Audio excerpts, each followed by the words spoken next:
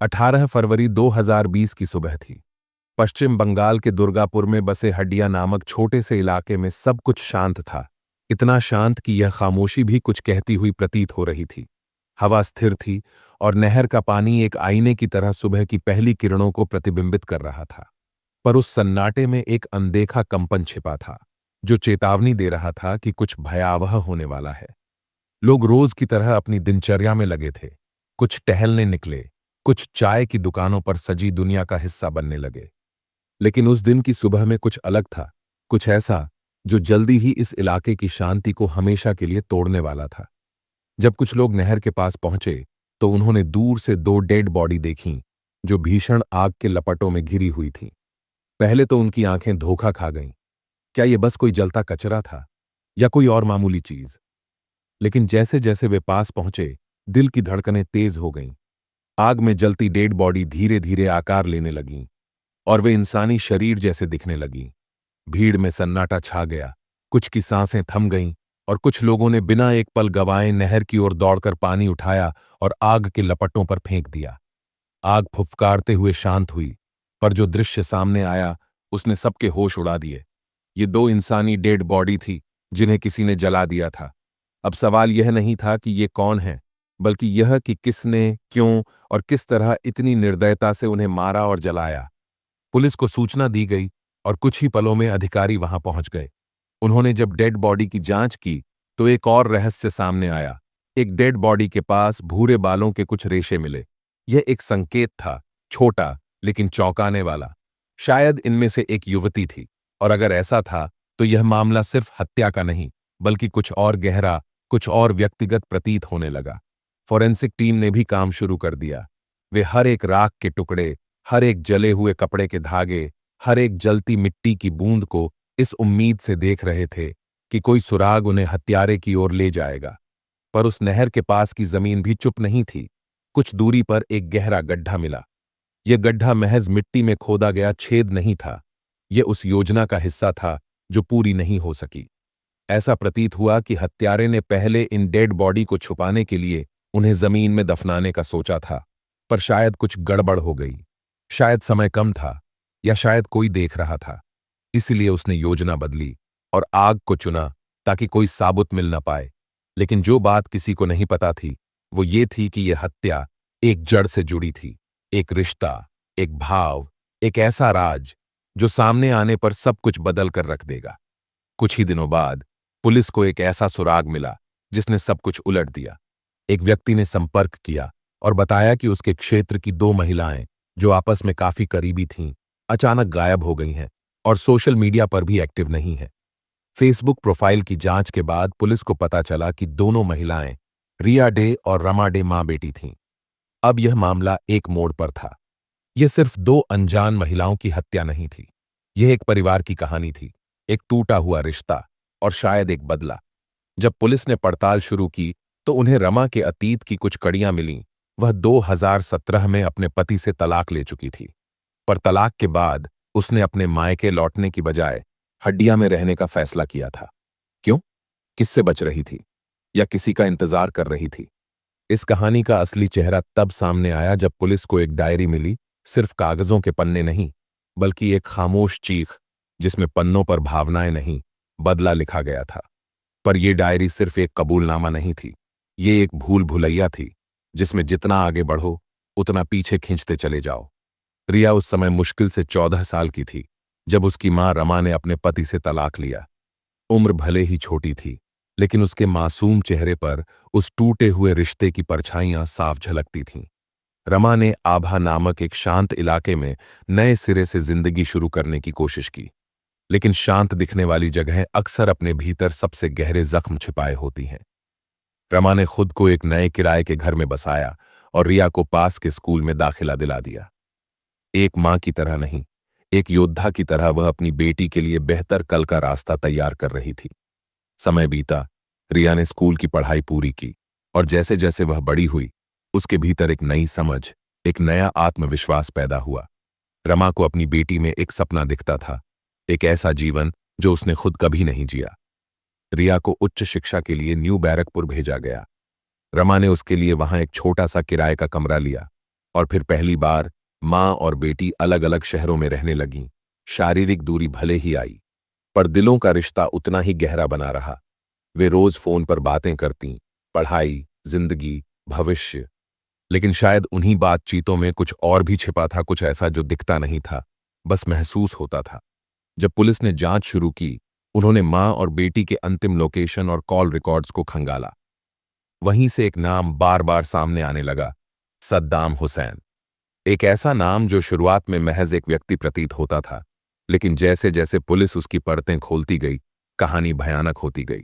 Phone record बताते हैं कि रमा और रिया दोनों ही उससे लगातार संपर्क में थीं, हर दिन, घंटों तक।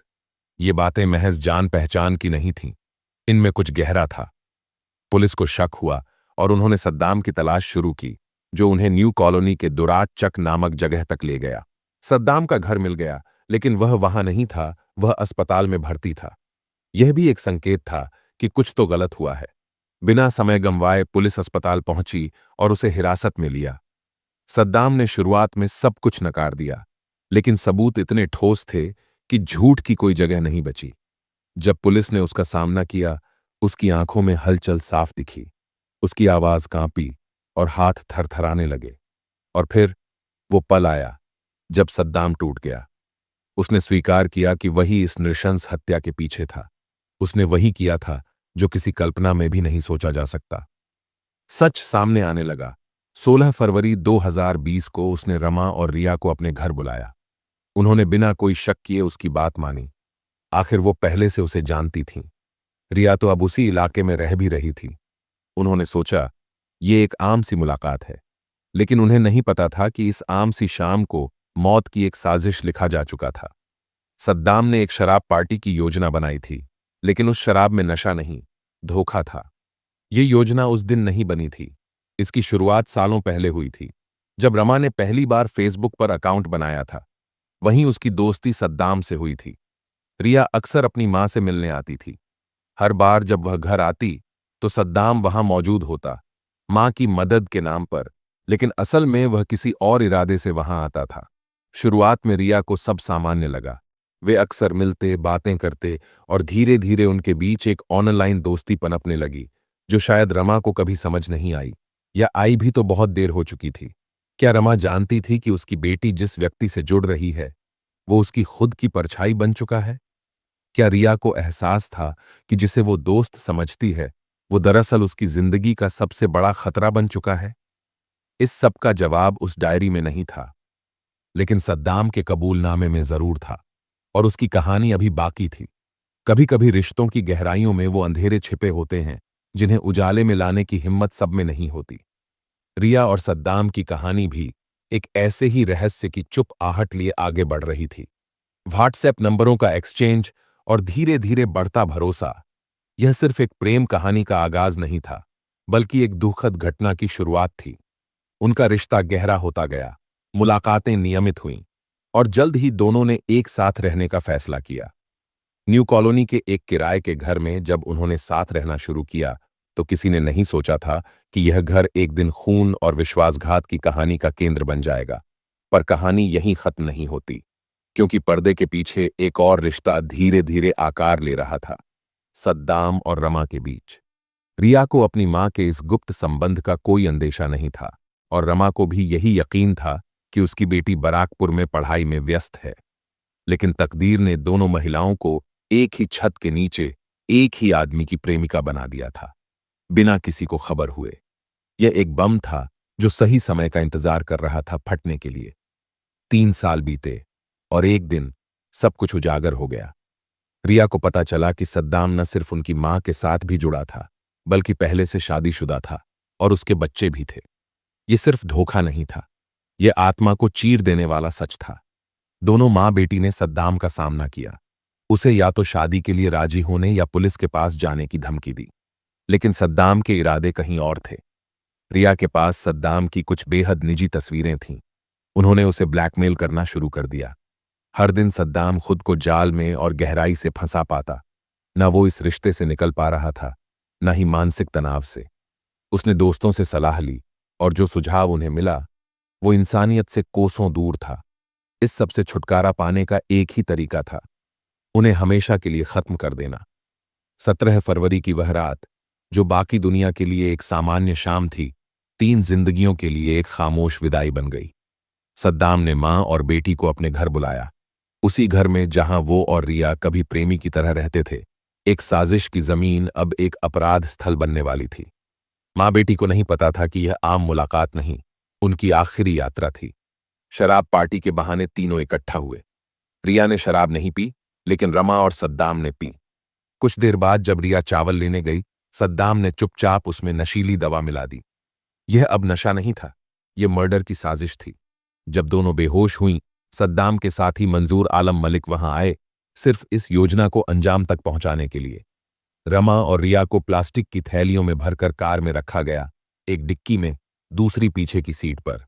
योजना थी कि उन्हें दफनाकर छुटकारा पाया जाए, लेकिन नीयत में जितनी अंधेरी योजना थी, समय उतना ही तेज भाग रहा था।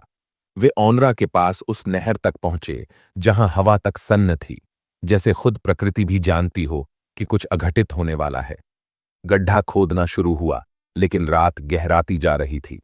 और फिर जब उन्होंने महसूस किया कि डेड बॉडी छिपाना अब संभव नहीं, उन्होंने अगला भयानक कदम उठाया, डेड बॉडी को जला देने का।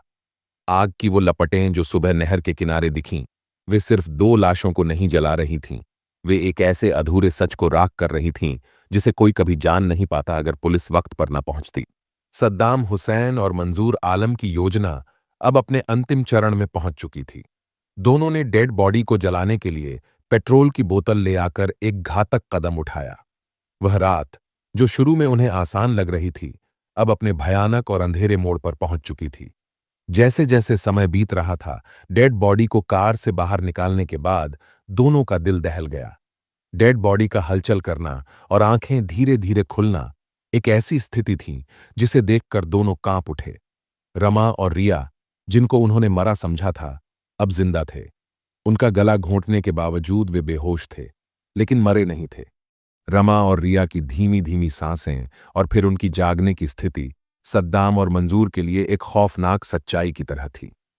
यह एक भयानक सन्नाटा था जिसने उनकी नसों को जकड़ लिया। वह तय नहीं कर पा रहे थे कि अब क्या करें।